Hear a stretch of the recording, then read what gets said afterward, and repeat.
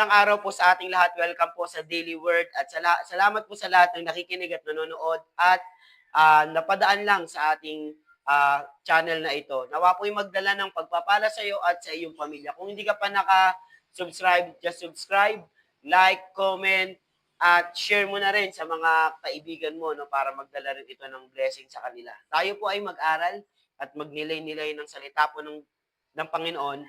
At nasa chapter 2 na po tayo ng ating series na The Book of Proverbs. So, ang ating teksto ay mula po sa Kawikaan 2, 1 hanggang 9. Babasahin po natin sa wikang Tagalog. Sabi doon, aking anak, ang mga pangaral ko ay dinggin mo, at ang aking mga utos, ingatan nga at sundin mo.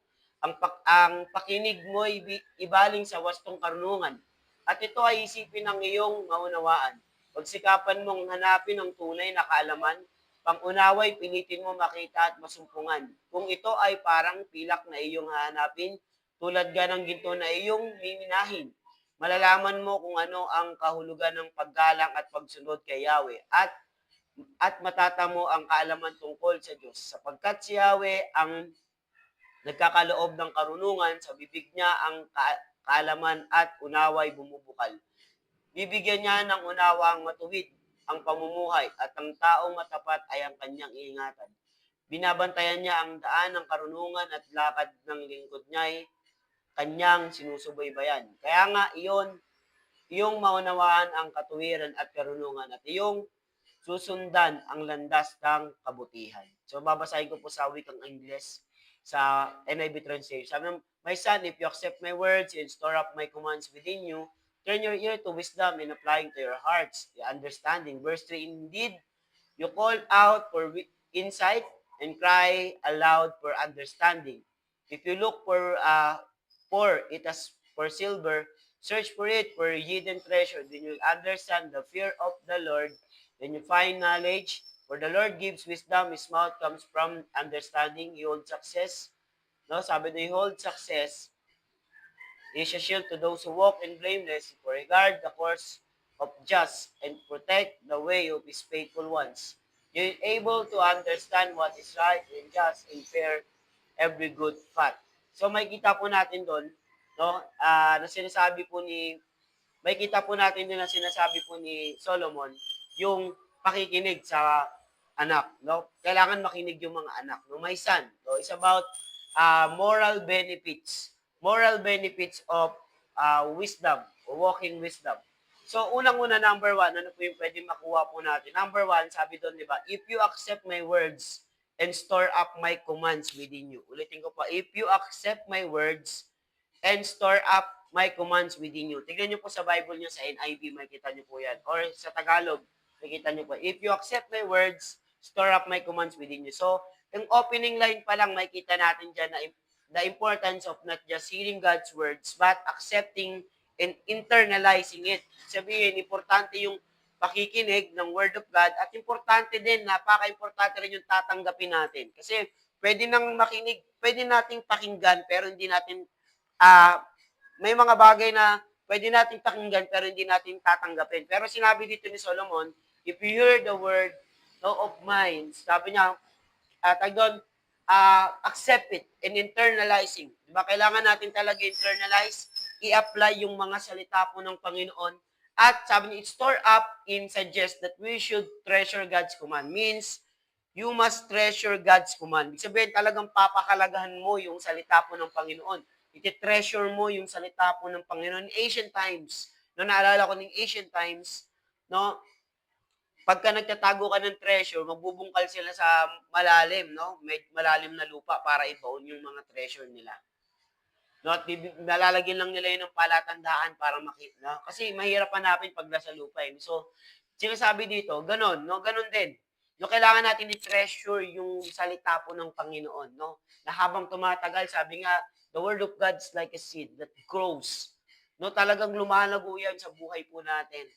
No, at we should treasure God's command, keeping close to our hearts, and they shape our thoughts and action. Kasi ayun yung maghuhubog sa isip at puso mo. Kasi kung ano yung lumalabas sa bibig mo ay yung mindset mo, eh, di ba? Kung ano yung ginagawa mo ay yung mindset mo. It's conscious decision that value God's wisdom over the noise of the world. So, magiging conscious ka na ngayon sa mga decision na gagawin mo kapag meron kang salita po ng Panginoon or wisdom ni Lord na binigay po sa inyo. Kahit na napakaingay ng mundong ito, napaka-distracted ng mundong ito, pag pinahalagan mo, pag binalyo mo ang Word of God, makikita mo talaga yung magandang decision at magandang resulta na gagawin sa iyo ni Lord. Kaya, unang-una, di ba, if you accept my words and store up my commands within you. Sabi niya, within you, ikaw. Mismo sa'yo, ilagay mo sa puso mo. Kaya yun yung number 1. So, number 2, turn yung ear to wisdom and applying your heart to understanding. Turning your ear to wisdom and applying your heart to understanding. So, seeking wisdom is a active effort. Ibig sabihin, active, turn your ear, intentionally listening. Kailangan intentional kang nakikinig. Talagang makikinig ka ng mabuti. Yung tinutukoy po dito. Not just hear, but focus what God is saying. No, kapag nakikinig ka pala, hindi ka lang nakikinig basta-basta, pero nakikinig ka kung ano yung sinasabi sa'yo ni Lord. Kasi importante po ito, no? Kasi maraming tao ngayon talagang nahihirapan na silang makipakinig kasi sa daming distraction sa mundong ito. Lalong-lalo na in our days. Yung era natin, yung panahon ngayon, no? Era ng mga digital world, talagang napaka-distracted ng tao. Nahirapan na silang makinig. At era ng AI technologies, no, napakahirap na makinig kasi ang dami ng marami ng mga kaalaman ang lumilitaw. Pero importante pa rin na napakahalaga po, lagi po nating sinasabi, ang salita po ng Panginoon. Take note po, napakahalaga po ng pagbabasa, pag-aaral, pangangaral ng mabuting balita. Importante rin pakikinig at pag-apply nito sa ating mga buhay. Importante po yun. So, ano pa? Is applying your heart, understanding involve more than just not about intellectual engagement, but it's about embracing the truth to your well-being. Sinasabi nga natin, and committing yourself according to that wisdom na particularly sa mga sinasabi po ng Lord sa atin. Kaya importante, nakikinig tayo every Sunday, every life group, pwede rin to, no? Kung ikaw po'y pinagpapala, just comment down below, sabi mo, bless ako. No, engaging both mind and heart, no, talagang puso at isip, talagang ini-engage mo yung sarili mo sa Word of God. So, number 2, turning your ear to wisdom and applying understanding, no? A heart to understanding. So, pangatlo, if you call out for insight, cry aloud for understanding. Sabi doon, makikita po natin, intensify the pursuit. Seeking wisdom is a passive act. It's a earnest person's cry for insight. Talagang iniiyakan pala talaga ang wisdom. Talaga kailangan pag nag-aaral ka, di ba? Ako naalala ko nag-aaral. Di mo na alam kung ano ilalagay mo doon sa mga mo, no, yung mga sagot mo or kaya ano ba to, yung mga i-report mo, no? Naalala ko 'yan, no? Nag-aaral pa ako. Naalala ko yung ganyan. Tapos talaga mapapaiyak ka na lang, mapapapray ka na lang, Lord, bigyan mo ako ng wisdom. At magugulat ka naman, no? Talagang magiging successful din yung mga gagawin mo kapag nag-pray ka. So, image out of calling out and crying aloud, ibig sabihin, desperation and urgency. Ibig sabihin, napaka-importante nito, urgent na talaga. It show that wisdom is something we should long for, asking to reveal it to you, to us. Or katulad ng bata, di ba, naghingi ng payo sa mga magulang. Di ba, umiyak talaga, ma, anong gagawin ko? No? Saan tayo pupunta? Di ba, gusto ko umalis, ganun-ganon, di ba? Tulad ng mga bata, di ba, pag naghahabol sa nanay, no, umiiyak, no? No, kung may anak ka, siguro naiintindihan mo naman to. Kasi ako wala pa akong anak. So, asking God earnestly to reveal to us. So, gano'n, no, iniiyakan talaga. Ibig sabihin, desperado ka talagang matuto. Humingi ng wisdom kay Lord. Tapos, ano pa? No, urgency, talagang, ito na yung kailangan mo na talaga sa panahon na to, sa mga oras na ito. Sabi nga ng Bible, if you ask wisdom, He give generously to those who ask it. So, kailangan talagang mag-ask ka talaga. Mag-ask po talaga tayo ng wisdom. Kasi meron immediate wisdom na tinatawag po. Na kapag nag-pray ka, God will give you this wisdom and He will solve your problem. Particularly, in your needs today. No, kung ano man yung mga kailangan mo ngayon, ayun, masosolve talaga yan. Ask God wisdom. Okay? So, pangapat, if you look for it for a silver, search for it as a hidden treasure. Yun.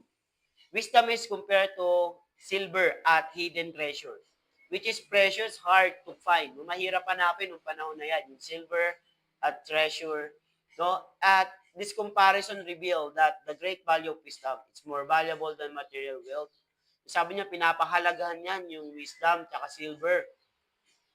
Hindi lang yung wisdom at silver, pati yung ah, katulad, sabihin, binavalue mo, yun yung ibig sabihin. Di ba kapag, kahit sa panahon natin ngayon, no, may napapanood niya ako sa YouTube o sa Facebook page, no, yung mga nag-ano ng treasure, inaano lang nila yung lupa, no? Tapos may mga, talagang hirap, no? Talagang inaano talaga nila, sinasala talaga nila. Para kung merong mga konting mga ginto, iniipon nila, binibenta nila. So, ano pa lang yun, ha? Maliliit pa lang yun, ha? How much more yung talagang, ano na, yung bloke-bloke, yung mga ginto na. So, mahirap hanapin, pero sinasabi rito, dapat natin i-value. To seek wisdom like treasure require diligence, perseverance. Kailangan natin ng, hindi ka pwedeng umpisa ka lang, tapos ayaw mo na agad. Perseverance, intentionality, ni-intention mo talaga, ginugusto mo talaga na matuto sa buhay. So it's not something that will simple fall into laps, but something we must actively search for and cherish when we found. No, kapag natagpuan mo na ngayon, no, talagang papahalagaan mo yung wisdom. Kasi wisdom is experience eh. Pero wisdom din comes from God. No, bibigyan ka niya ng understanding para malaman mo na kahit di mo pa naranasan, pero makikita mo talaga literal kung ano dapat yung gawin mo. No, that's the wisdom of God. No, meron ding wisdom comes from the old age, comes from the people. Sabi rin yun ng Bible sa Job eh. No, nabasa ko din yun. So, pero iba pa rin yung wisdom na galing kay Lord. Tapos, na wala kang karanasan dyan, binigyan ka ni Lord ng wisdom na solve itong problema na ito. That's the wisdom of God. Tawag doon, immediate wisdom of God. The wisdom that comes from God. So, yun po. Panglima, then you will understand the fear of the Lord and find knowledge of God. Sabi, then you will understand the fear of the Lord and define knowledge of God. And the ultimate result of seeking wisdom is understanding is the fear of the Lord. And yung pinakamatinding understanding ng wisdom, yung matakot ka sa Diyos. That the fear is not about, sabi nga natin, lagi natin sinasabi, hindi ito takot lang, natatakot ka sa mga judgment, but it's about reverence, paggalang, and respect sa holiness, majesty ni Lord, sa authority ni Lord. Kung gaano katindi yung authority na meron ng Panginoon, kung paano kanya binigyan ng authority na mangaral, ng authority mong humawak, mag-handle ng mga bagay-bagay because of the Lord. So when we actively seeking wisdom, we to know more deeply, will lead us to greater reverence for Him. Pag actively ka pala, we're seeking God, no, the more you know God and maintindihan mo na kung kung gaano ka lalim yung pagdapat, yung paggalang natin sa Lord. At reverence is the foundation of true wisdom. Yung unang-unang sinabi natin, the fear of the Lord is the beginning of wisdom. That is the foundation of wisdom, yung takot. Bali wala yung wisdom kung wala kang takot sa Diyos, gagawa ka ng mga kabalbalan sa buhay. Gagawa ka ng mga hindi at ayun kaaya-aya sa Panginoon sa ating mga buhay.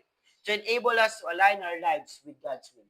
Ayun talaga, enable to align. Talaga maa-align ka, madederecho mo yung buhay mo sa will ni Lord kapag nagkaroon ka ng wisdom galing sa Kanya at takot sa Kanya. Kaya nga, then you will understand the fearing the Lord and find knowledge of God. So, yon. So, may kita po natin, di ba? May kita po natin dito na wisdom is an active pursuit. It's not enough to know what about wisdom. We are called to earnestly seek it and apply in our lives. No, kailangan natin ng aktibong ano talaga, pagsisik talaga ng wisdom. Pangalawa, binavalue natin. Yung take away natin, di ba? Binavalue natin yung wisdom. Na importante yung wisdom, tapos meron ka ding takot sa Diyos. So, paano natin ito may apply sa ating buhay, no? Tatlong bagay. Number one, daily pursuit of wisdom. Daily seeking of God wisdom. Maging habit natin yung pagbabasa.